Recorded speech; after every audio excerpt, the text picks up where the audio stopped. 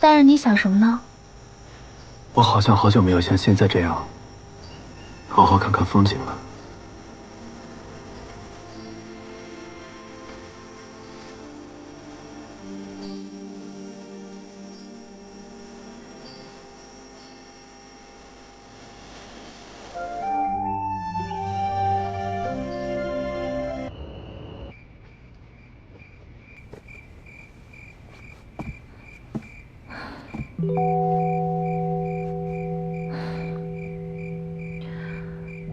虽然你生前也不是什么好人，可你不该死得不明不白。今天我来帮你，你也得帮帮我，把你想说的都说出来。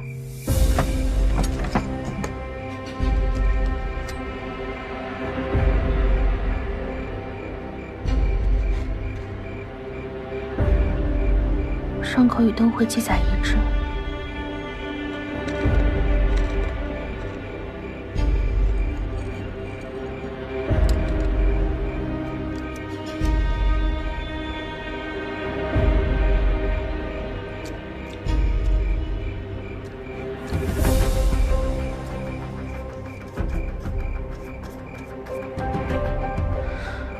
奇怪，若是猛兽的咬合，附近骨头一定会有细微的伤痕；若是被尖锐的利器刺入，在颈骨之处应有刺伤，怎么会没有痕迹呢？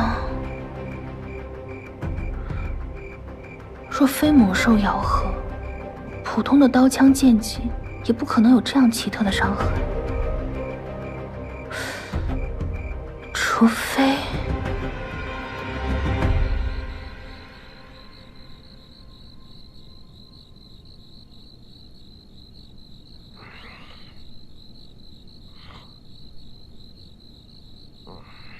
陈三，陈三，陈三，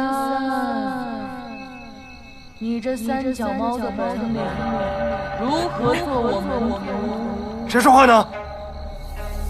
谁说话呢？谁说话呢？谁说话呢？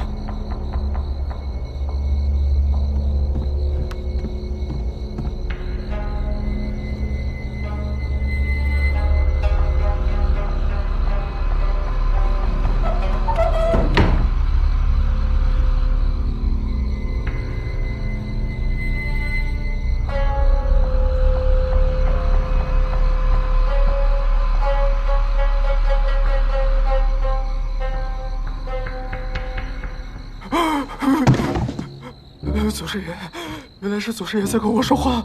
祖师爷莫怪，小的有眼无珠，小的有眼无珠，小的有眼无珠。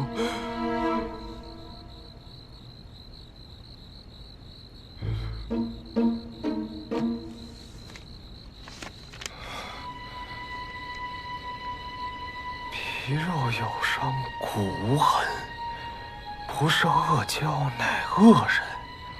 若想寻迹查真凶，一行凶器便为真。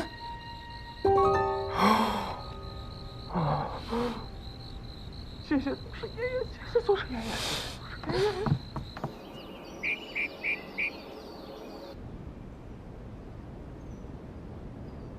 爷爷。等等，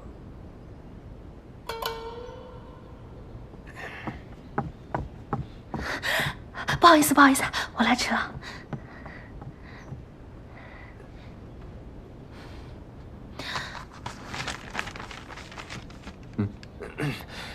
启禀大人，小人昨夜夜里想着大人的嘱托，是左思右想，夜不能寐啊。后来小人把平生所学悉数试了一遍，虽然弄到了深更半夜，但是功夫不负有心人。你可真会，终于让我找到问题所在。说重点。是，这个死者的这个伤口是在皮肉上，但是骨头却没有留下任何伤痕。以小的所见的话，造成这种情况，想必是一种异形兵刃。异形兵刃，你具体说说。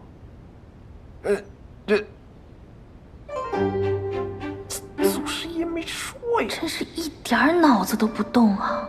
啊，陈仵作真是一语点醒梦中人。如果这个凶器的顶端有3根尖刺，两细一粗，两长一短，只要长度能刺破皮肉但不伤及骨头，那就可以造成灯会死者的伤口模样，是吧，陈仵作？回大人的话，小的平时不习武，所以对上官小姐说的这种，小的无法确认。上官芷，既然你想清楚了，不妨画出来。那我试试啊。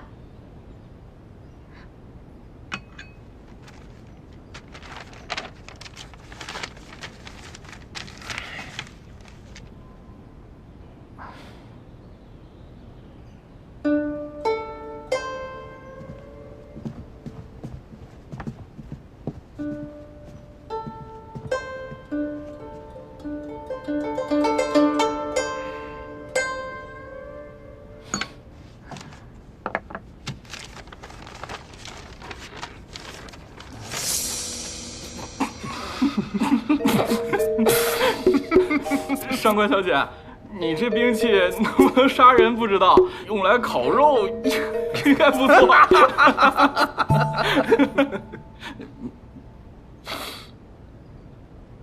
再消会儿。上官芷，接着说该怎么用。好。这种兵器呢，可能会用作2种用法。如果它正常发力的话，就可以当做寻常的剑使用；但是如果使用巧力，用顶端这3根尖刺，那就可以造成现在的伤口。这3根尖刺，短的可以起到辅助作用，长的可以致命。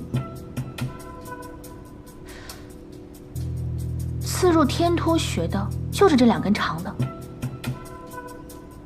上面有锋利的剑棱，所以伤口平整；下面有托，只能刺入2寸。因为刺入不深，所以伤不到骨头。那凶手用这么复杂的东西杀人，有什么必要呢？嘿，一个闺阁大小姐，怕是连兵刃都没见过，只不过是异想天开罢了。想法是对是错，跟是男是女有什么关系？你要是想驳斥，就拿出更好的推理来。大人，我们是见识浅薄，可是上官小姐这也只是推测，也无法证明就证明是真的呀。这对查案有什么好处？我们没见过，那就去找可能见过的人。上官芷，拿着你的画，跟我去验证一下。验证？哎，大人，等等我！大人还真信了。这里关着的大多都是江湖上的亡命之徒，他们中或许有见多识广之辈。大人，你真信我？穷尽所有可能，剩下的那种，哪怕是天方怪谈，也是真相。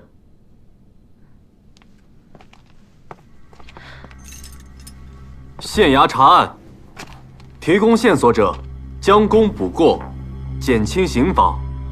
哎，怎么减轻啊？提供此异形兵刃线索者，重罪轻罚，轻罪释放。哎，这好事不赖啊！没见过，没有。没有。没见过。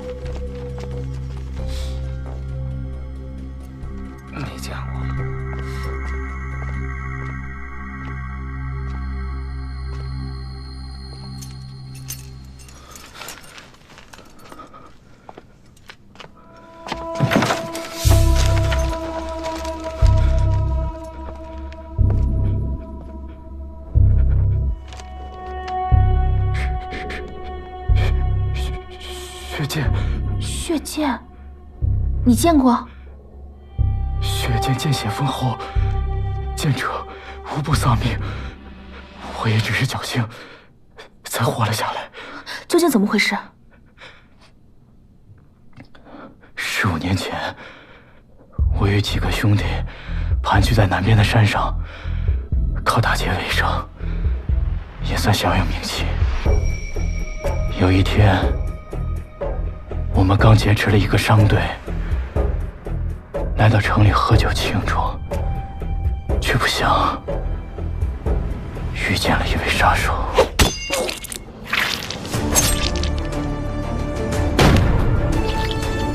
一剑驱邪，以邪养剑。以前只是个传说，但那夜我亲眼所见，那人仿佛黑夜里夺取他人性命的无常。那一幕，我这一辈子也忘不了。也不知道这个人究竟是谁。我知道是谁。曾经的河阳第一杀手，现在的积善堂堂主顾雍。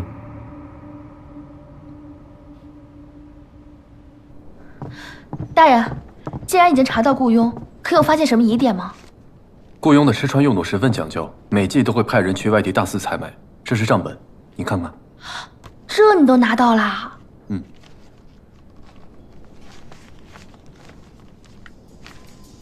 玛瑙、珠玉、仕驴房的鞋子、秀云楼的衣服，好家伙，这规格堪比帝王。一个表面上那么市侩的笑面虎，背地里却做着杀人的生意，过着帝王般的生活。哎，他为什么每样东西都买2件啊？这也是我不解的地方。按理来说，像他这样的人，连那种杀人的生意都差一点摆到台面上了，他没有理由要装成恶交杀人故弄玄虚吧？即便有人要杀强树，也不用雇佣动手吧？看来，得去会一会他。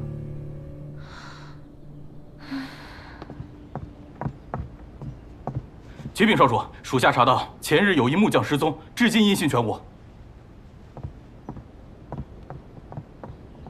少主，属下带人把县里所有的圣物购买记录成册了，其中有一个买家甚是奇怪，指明了要肋骨跟腿骨，而且啊，只要牛马的。什么人啊？积善堂。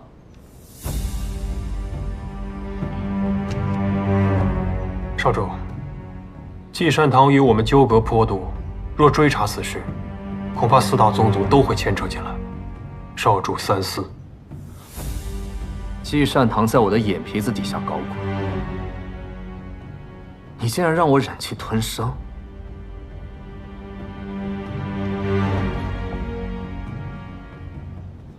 我倒要看看顾雍这个老小子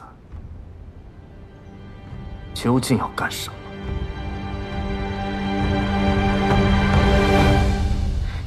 大人，我跟您一起去查访积善堂吧，这样咱们还有个照应。不用，我自己去就行。为什么？你怕我雍会有危险啊？我说有危险，难道你就不去了吗？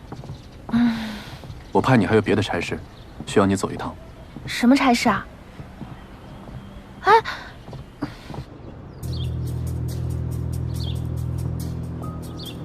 刘捕快，潘大人说你这边有线索，让我跟进一下，是什么线索啊？之前大人问过我令牌失窃的事儿，让我找到当年负责此事的孙捕头，今天总算找到了。那太好了，走吧。走。雅克居。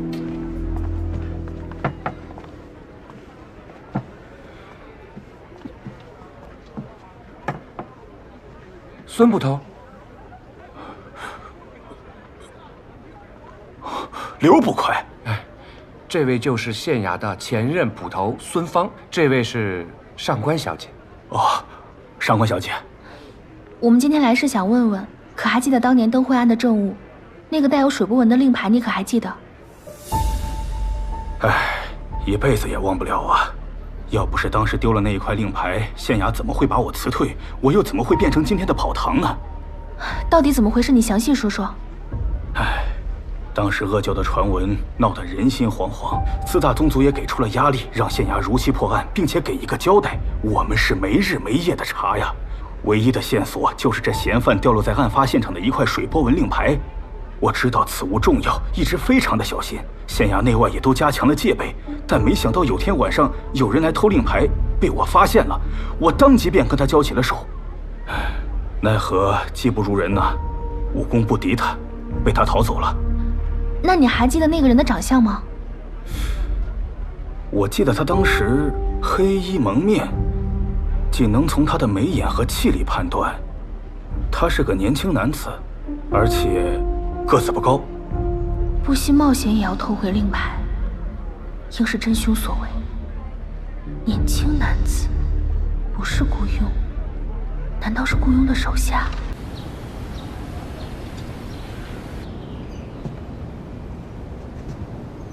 嘿，贵客光临，有失远迎啊！失礼，失礼，失礼，失礼。哟，我看这二位这么眼熟啊。你们那说明啊，适合做生意。啊，也对，也对。二位确定是要潘大人的命？是。哎呦，潘大人可贵呀，一口价500两。不问原因。哎，确认性命，无需缘由。500两。哟，直接给金子呀？也好，也好啊。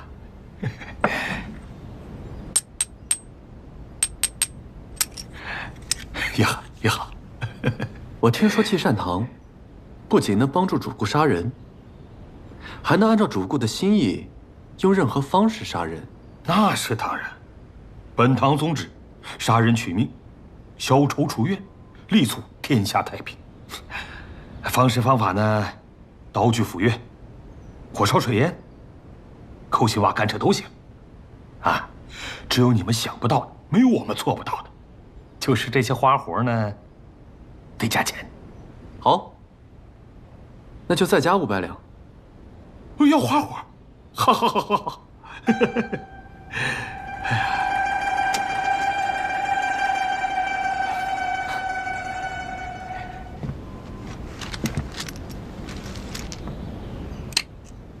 来，哎呀，对不住啊。没事没事没事。请问想用什么花活呢？能不能让这个潘大人像灯会上的死者一样，神不知鬼不觉的死在血溅之下呢？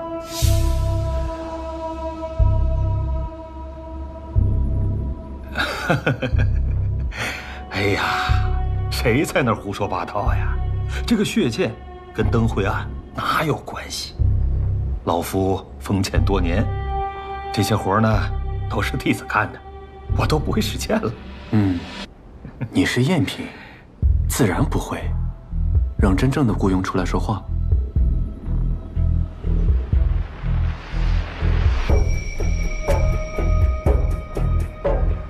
什么真的假的？二位要是不做生意，那我告辞了。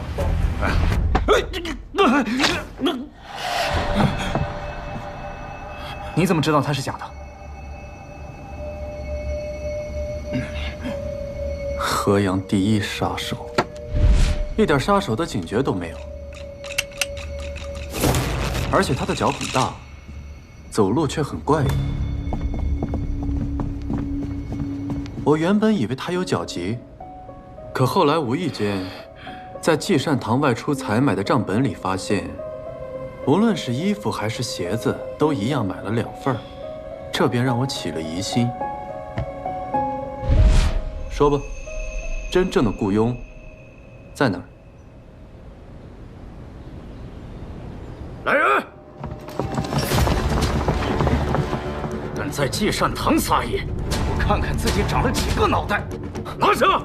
潘大人在此，谁敢造次？卓少主在此，谁敢放肆？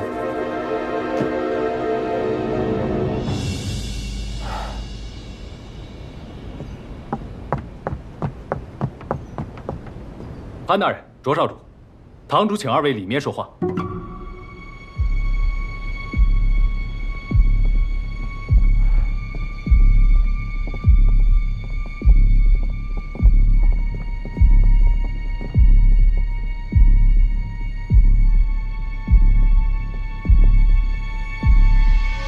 顾堂主，久仰了。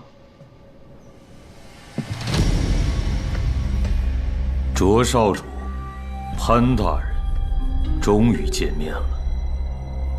所以你这些年，就是拿一个赝品来打发我。顾堂主，你未免太不把我银雨楼放在眼里了吧？我每杀一个人，就至少多一个向我寻仇的仇家。所以这些年，我不是应付你，是每一个傀儡说的话，都是我要说的话。所以你的这些替身，应该都没学过血剑吧？血剑乃我顾家不传之秘。二位来此，我知道什么目的。灯会案跟我没有关系。我能看看血剑吗？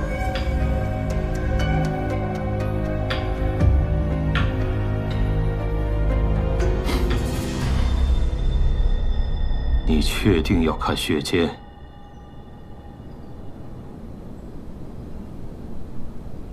好，我就让你看看。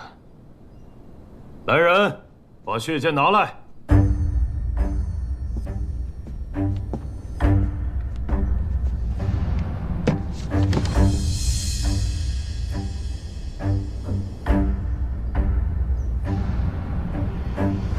修习血剑之人，需要对人体血脉非常熟悉。一旦剑尖刺破血脉，大量血液会涌入气管，人会窒息而亡。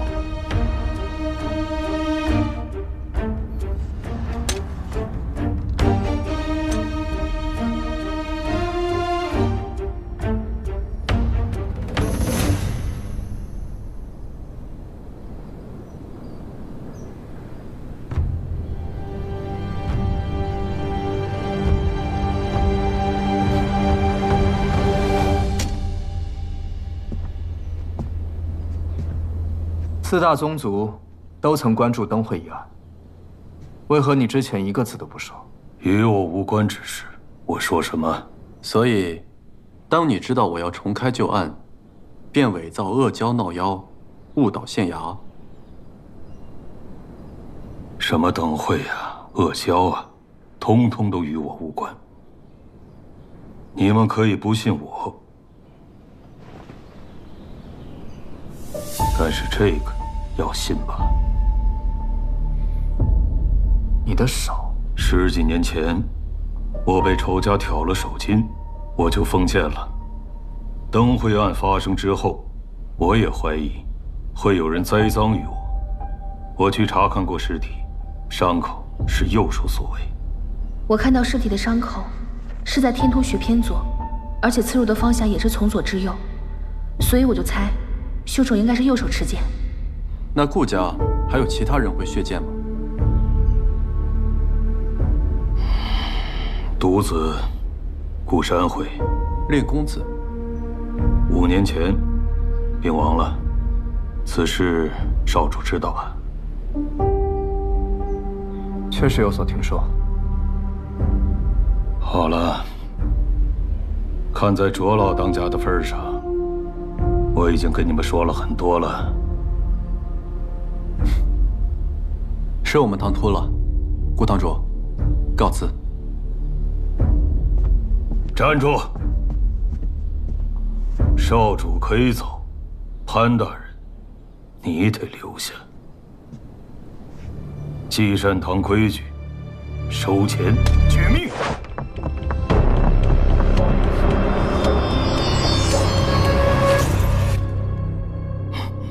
人是你要杀的，我反悔了，想暂且留他一命。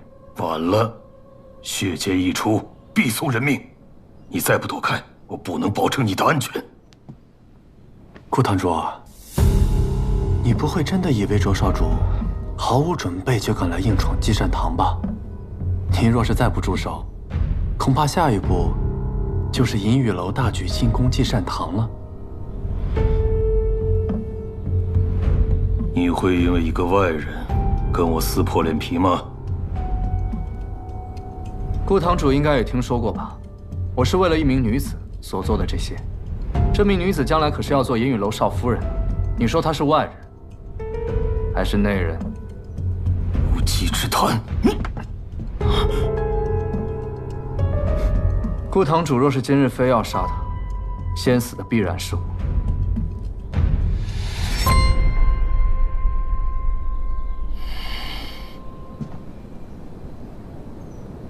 银两不退，自便吧。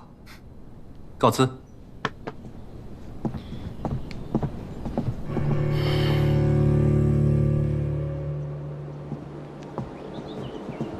多谢卓少主，出手相助啊。有没有看出些什么？说辞无懈可击，定是早就准备好。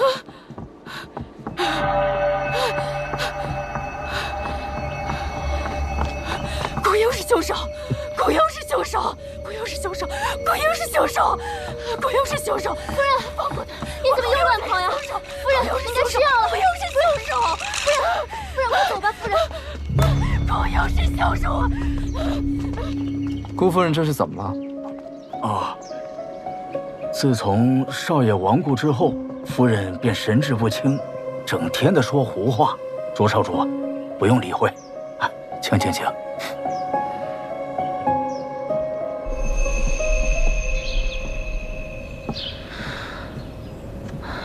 潘大人怎么还不回来啊？会不会出什么事了？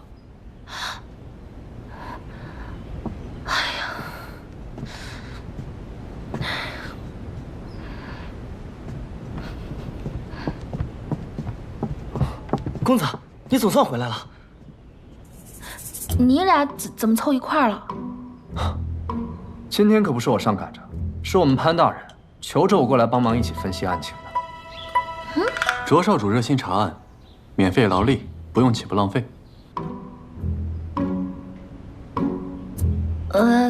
行了，那个不打哑谜了，说点我们能听懂的。如此说来，血溅符合灯会案大部分特征，那个蓝紫色伤口又怎么解释啊？尚未可知，但我们知道的是，雇佣的右手已废，而凶手用的正是右手，所以雇佣的嫌疑算是排除了。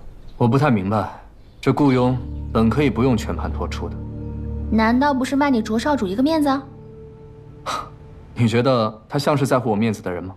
还有一种可能，雇佣看似坦白，其实是为了转移注意，掩盖真正的真相。还记得我们走的时候，雇佣的夫人嚷着说，雇佣是凶手。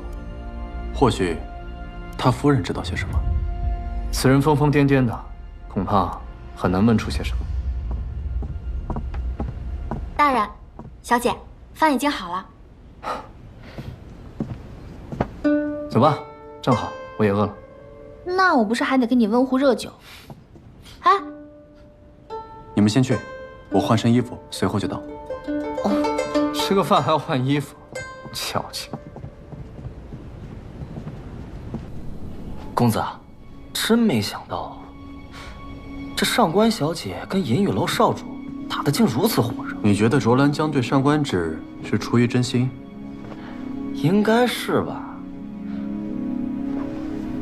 不然他堂堂一个少主，整日出入我们县衙，又尽心尽力的帮咱们查案，说只是为了沾花惹草，那他付出的未免也太多了些吧？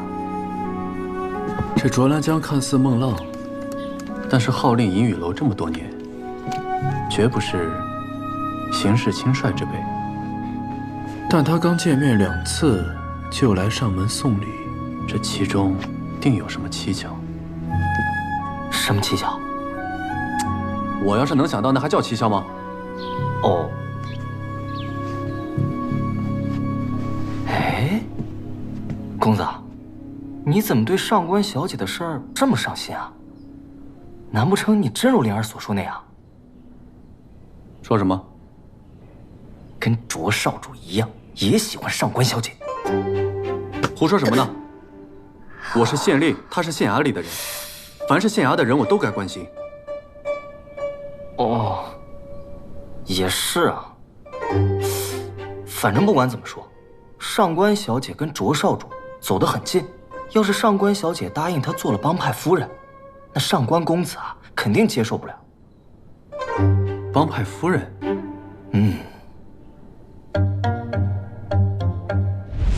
我们夫妻俩不过是干一点刀头舔血的小买卖，潘大人何必计较呢？有道是强龙不压地头蛇，你要是想在河阳混，那得问问咱们银雨楼答不答应。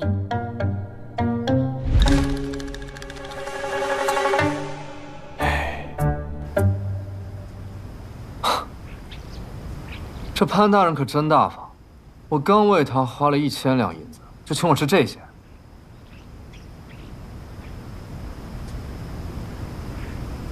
喂，你发什么呆？我想去一下那个寄善堂会一会那个封夫人。见他做什么？我师父也是风正，我跟他相处多年，有应对的经验，说不定能问出什么线索。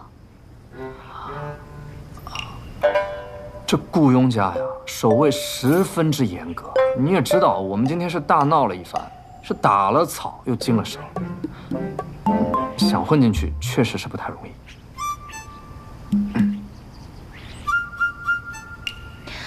卓少主这么为难，也就是说，你有应对的办法喽？我从后院出来的时候，看到了个后门，不出意外的话，有办法让你混进去。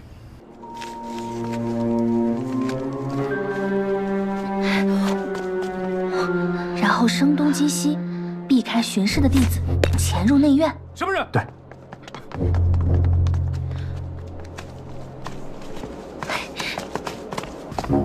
不是吧？你不是会轻功吗？干嘛钻狗洞啊？在聊什么呢？啊，我们在说，我想去夜探寄善堂，想去会一会那个封夫人。你去？我是女子嘛，说不定问那个夫人还方便一点。潘大人，你不会因为我带着你的手下自作主张而生气吧？他在县衙当差，又没卖身给我，想去哪儿想做什么是他的自由。不过我劝你，上官芷的小命，你可得保护好了。我那位兄弟脾气可不太好。那是自然。你们也知道，问题的关键在于如何调走雇佣。必须得想个计划能拖住他才行。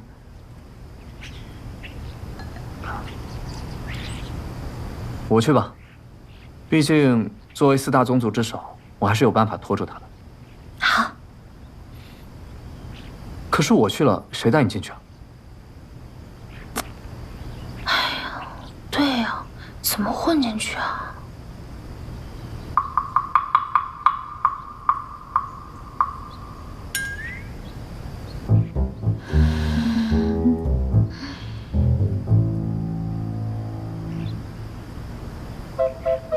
你们的计划，别算上我。调查寄善堂的机会，潘大人不能袖手旁观放过吧？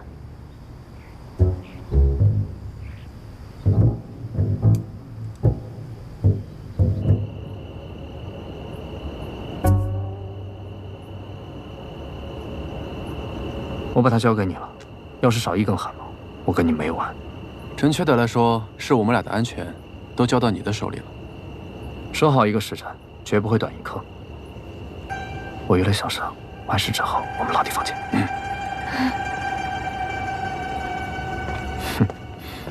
走吧。默契十足啊！卓少主性格直率，古道热肠，就是雇佣这个事情，他也不顾身份的尴尬，倾力相助，实在是心怀大义。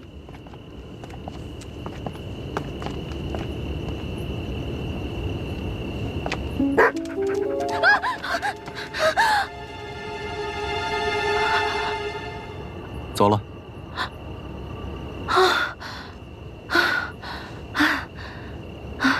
我记得你以前不是养狗吗？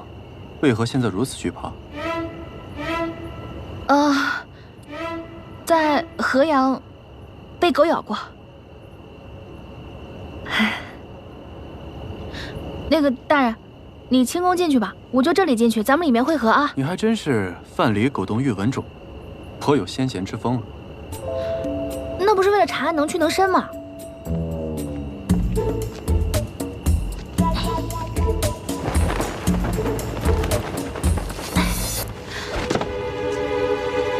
看，殊途同归吧。